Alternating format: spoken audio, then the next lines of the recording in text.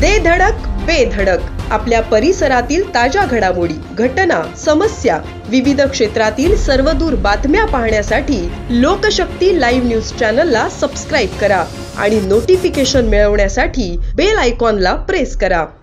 दत्त जयंती हा एक सांप्रदायिक जन्मोत्सव आहे। मार्गशीर्ष महिन्याच्या पौर्णिमेच्या दिवशी दत्तगुरूंचा जन्म झाला, म्हणून या दिवशी महाराष्ट्रात सर्वत्र जन्मोत्सव साजरा होत असतो। भगवान विष्णूच्या 24 अवतारांपैकी हा एक अवतार मानला जातो। उरण तालुक्यातील चिरनेर कातळपाडा येथे दत्त जयंती जन्मोत्सव सोहळ्यानिमित्त शुक्रवारी भिक्षा फेरी दिंडी सोहळ्याचे आयोजन करण्यात आले होते।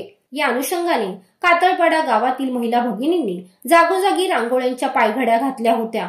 श्री दत्त मंदिरात दत्तगुरूंच्या प्रतिमेचे पूजन करून दिंडी सोहळ्यास प्रारंभ झाला आणि आध्यात्मिक पौर्णिमा मंडळाच्या वारकऱ्यांनी आणि कातळपाडा ग्रामस्थांनी दिगंबरा दिगंबरा श्रीपाद वल्लभ दिगंबरा या दत्तगुरूंच्या नामाचा टाळ मृदुंगांच्या साथीत गजर केला। प्रत्येकाच्या मुखातून श्री दत्तगुरूंच्या नामाचा जयघोष ऐकू येत होता।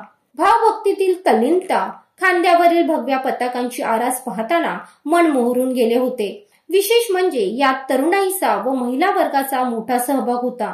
महिलांनी नऊवारी परिधान करून तर पुरुषांनी डोक्यावर वारकरी पथांची पांढरी टोपी घालून ईश्वराप्रती उत्कट भक्ती कायम राखत श्री दत्तगुरूंचा अखंड नामघोष करून परमार्थिक सुखाची अनुभूती घेतली।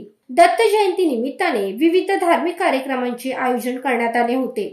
या सकाळी अभिषेक, भजन अशा भक्ती पारायणाचे आयोजन करण्यात आले होते। सायंकाळी महाप्रसादास सुरुवात झाली।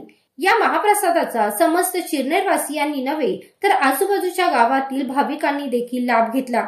ज्या भक्तांना गाणगापुरात जाऊन श्री दत्तगुरूंचे दर्शन घेता येत नाही, अशा भक्तांनी कातळपाडा येथे असणाऱ्या दत्त मंदिरात गर्दी करून दत्तगुरूंचे दर्शन घेतले। लोकशक्ती लाईव्हसाठी दत्तात्रय म्हात्रे, चिरनेर। अशाच सच्चाई दर्शवणाऱ्या बातम्या पाहण्यासाठी लोकशक्ती लाईव्ह न्यूज चॅनलला लाईक करा, शेअर करा आणि सबस्क्राईब करा।